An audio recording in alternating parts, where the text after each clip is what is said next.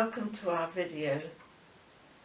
In it we're going to try and give you a little glimpse of our life in the East End Teen Ministry. My name's Lucy. I'm the non-stipendiary priest and the interim minister. In the East End Teen we have 3 congregations. St John's and St Serph's have their own buildings. St Kentigern's still have their own identity as a congregation, but they currently meet in St Serph's twice a month. St Kentigern still play a full part in the team, and indeed our treasurer is part of their congregation. In order to share something of what life is like in the East End, I've asked some members of the congregation to help me.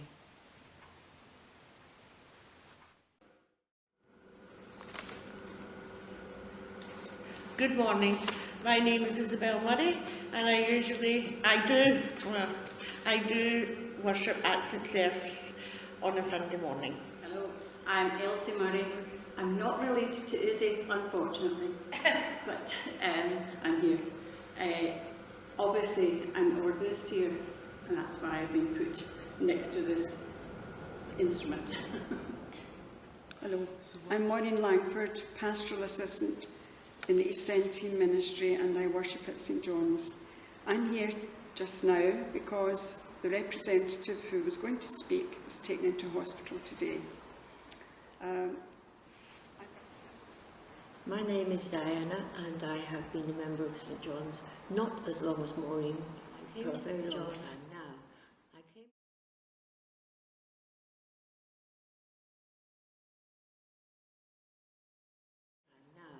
I came to St John's through my neighbour, who was also English, and she actually attended St Serph's, which is a sister church of ours, also part of the East End Ministry.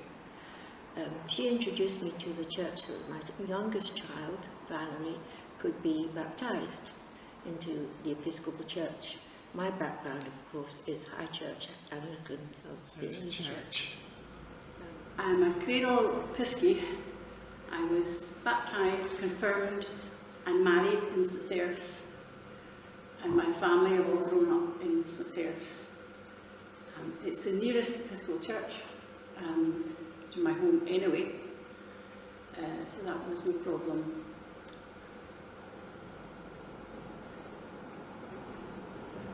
Why do I come? I don't know.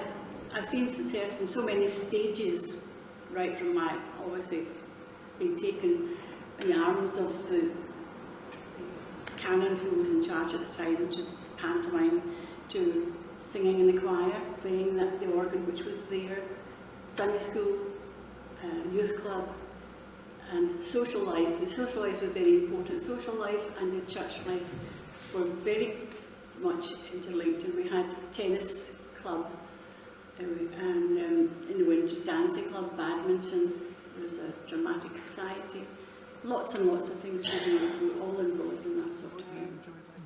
I've got a long association with St John's.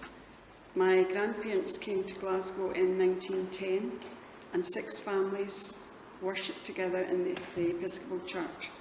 At the age of 6, I joined Sunday school, and later Girl Guides.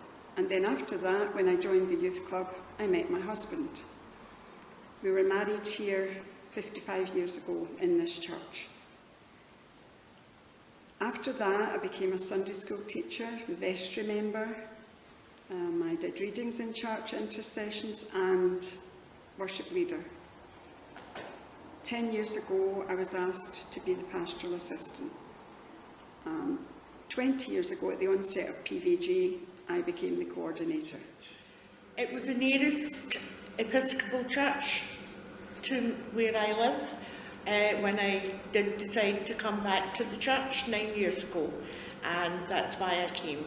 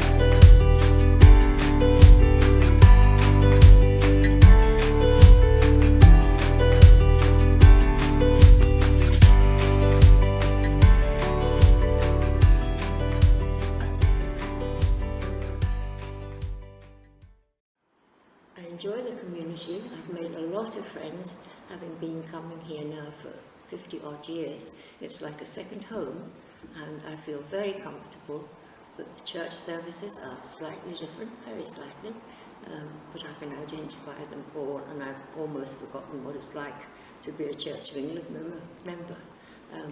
So I consider myself a long-standing Episcopalian. Many friends, I've made new friends coming to church, which I never expected to do, but I did because everyone was so friendly when I came to St Serph's for the first time. And I just enjoy coming to the services, and I get solace out of it, put it that way. I really enjoy Sunday services, whether it's the 1982 or the 1970 service book, and I enjoy the quiet midweek services. I also take part as worship leader, which is a meaningful service as well. We all enjoy the music at St John's, and one of our congregation members is the organist. Before COVID, we had a very, very active fun and fundraising calendar. We had something on every month, and we also involved the community, and I find the community support us very well in everything we do. It would be nice to go back to Iona again for a parish week at Bishop's House. So how do you...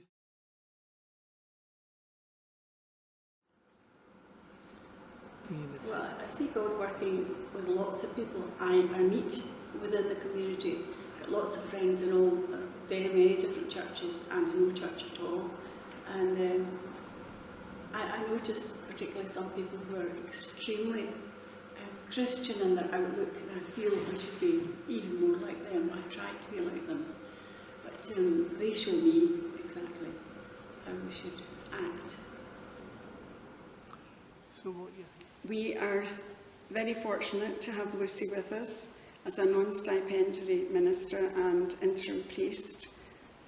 She works tirelessly for us, and I have a very strong faith, and I'm confident that we'll be able to keep a presence of the Episcopal Church in the East End. A long time ago, it was suggested that the church would close, and our minister went next door to the Catholic Church, and on the appointed Sunday night where the announcement was going to be made, his parishioners came in, joined us, and the church was saved for another day. And I feel confident that he'll go in that. Well, he works in mysterious ways, as they say. I do say my prayers at night, and some of them are answered and some of them are not. So obviously he's listening to some things and not others. But yes, I like church life, and I like trying to be a good Christian. I'm still practising at it, shall we say. And I just... In my life, I feel it would be less complete if it wasn't for the church. I find that it gives me a sense of purpose, of ability to cope with situations with which I may be not able to cope otherwise. I have a sick daughter who has a long-term sickness, and it's been a great help and support in supporting her. Where do I see, what was the other part of the question, sorry? Where do you see God working in the community? Well, I'd like to think that in the community I can extend those same feelings of purpose and support within my local community, my friends and my neighbours, and through the church and things that we have done with the community into the wider community as well.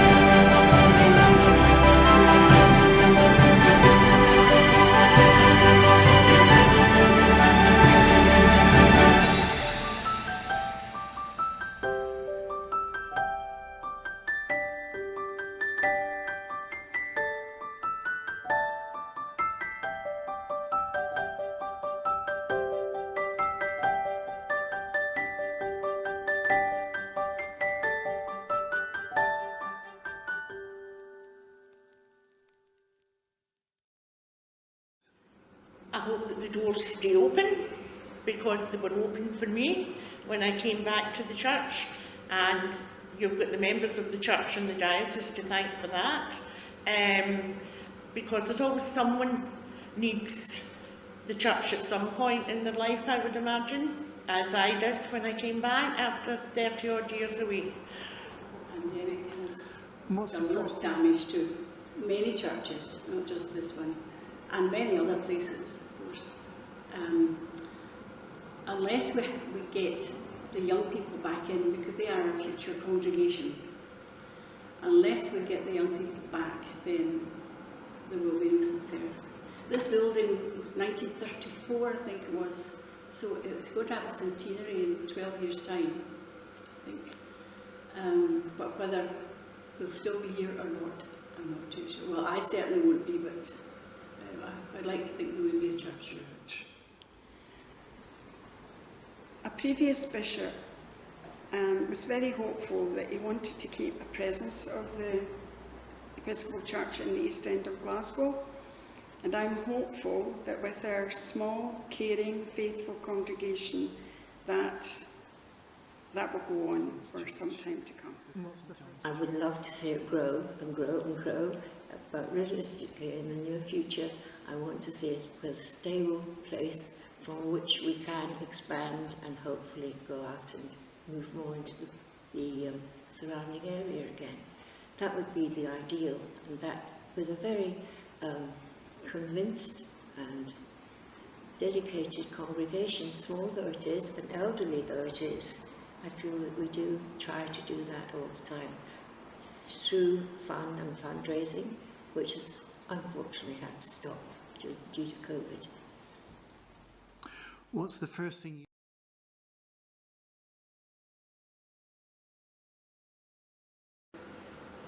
I hope that he or she will be keen to work with young people.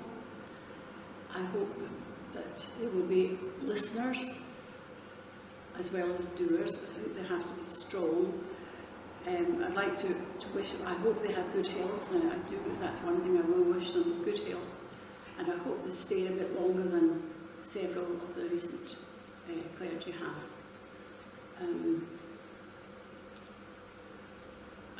I just hope they do enjoy it.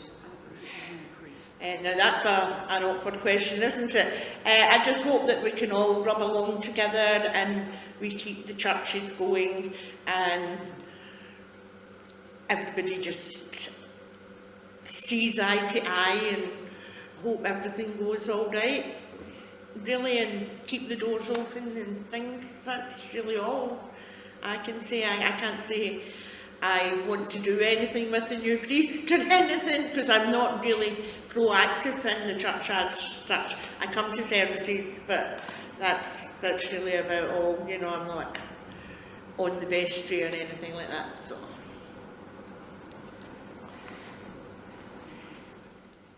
Firstly, I would ask if there was anything needed and offer help. And then, if there was a meeting over a cup of tea, I would like to discuss the members of the congregation and try to prioritise who might need a sick visit or home communion. And then, in the community, introduce this person to Bailies and Churches Together, where he would meet local clergy and prominent people. Get to know the person, whoever it may be. I have no particular preference to whether that be a lady or a gentleman. I would want to welcome them into my home as well as into my community, and once I had got to know them, I would like to think that I would be a person that could add support to them if and when it was needed. Someone who might be there for them, a listening ear even.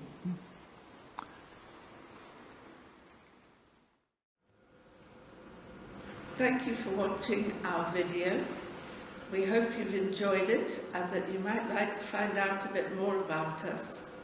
But even if you don't, I hope you will feel able to pray for us, and perhaps you might like to use the words of this prayer that we use in our charge.